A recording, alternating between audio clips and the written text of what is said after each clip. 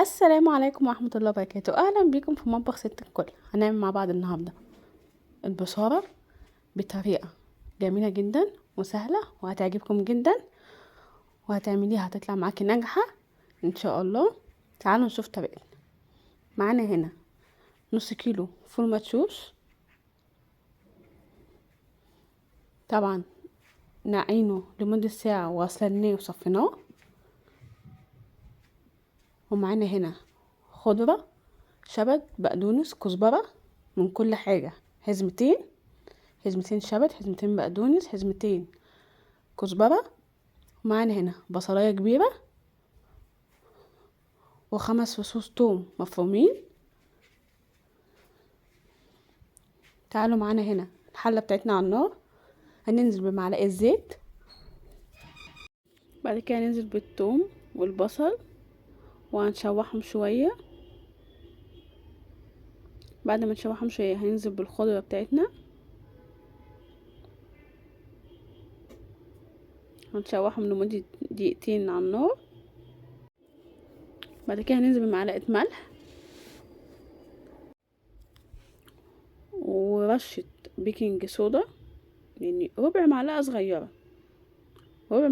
بيكنج صودا. البيكنج صودا هنا بتحافظ لنا على لون الخضرة وبتسرع سوى البصارة عشان متاخدش معانا وقت كبير على النار.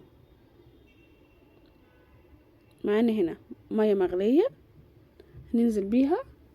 اهم حاجة ان احنا ننزل بالمية يدوب تغطي المكونات بتاعتنا، بس مش عايزينها مية كتير. اهم حاجة في البصارة ما نحطش مية كتير، احنا بس نحط مية ان هي تغطيها تستوي. نتابع المية باستمرار وما نغطيهاش عشان يفضل لون الخضرة اخضر معانا وما تغمقش. نحافظ على اللون الاخضر الجميل بتاع الخضرة. تعالوا نعمل البصل المحمر نحطه على وش البصارة. معايا هنا بصلتين، بصل ابيض قطعته قطع صغيرة، حطيت معلقتين زيت كبار، هنزل بالبصل بتاعي فيهم، هنحمر البصل. لما نلاقي البصلة بتاعتنا بدأت تصفر ومالت اللون الاصفر ننزل بمعلقة توم مفروم ومعلقة كبيرة كزبرة ناعمة. هنقلب كويس اول ما توصل للون اللي احنا عايزينها لونها ذهبي جميل. اول ما تحمر هنروح مطلعينها مصفى عشان طبعا الزيت ده احنا عايزينه.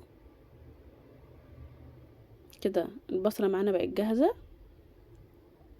البصلة بعد ما استوت هنضربها بالهاند بلندر. شايفين البصلة بعد ما استوت كمية المية اللي فيها قد ايه؟ يدوب مية قد، منخليش فيها مية كتير. تنقص نزود على قد المقدار. هننزل بالتوابل بتاعتنا، ملح، كمون، كزبرة ناشفة، شطة، ورشة نعناع مفروم. هنقلب كويس. هننزل بقى بالزيت اللي عملنا فيه البصل وهنقلب البصلة بتاعتنا كويس جدا على النار. طبعا انها تغلي على النار وهنقدمها. اهم حاجة ان احنا نقلبها كويس. شايفين القوام بتاعها؟ احنا عايزين السمك والقوام بتاعها يبقى تقيل كده. هي كده البصارة مظبوطة. اول ما غليت معانا ونلاقيها انها بدأت تغلي هنقدمها على طول. هننزل بقى عليها بالبصل المتحمر الجميل. شايفين البصل وجمال لونه عامل ازاي؟ جربوا البصل بالطريقة دي هيعجبكم جدا، جميلة جدا وسهلة هتعجبكم جدا. ومعاها بقى طماطم مخللة. ولو اول مرة تشوفوني متنسوش تعملوا لايك وشير وسبسكرايب وفعلوا الجرس عشان يوصلكم كل جديد، واشوفكم فيديو جديد ووصفة جديدة من مطبخ ست الكل. والسلام عليكم ورحمة الله وبركاته.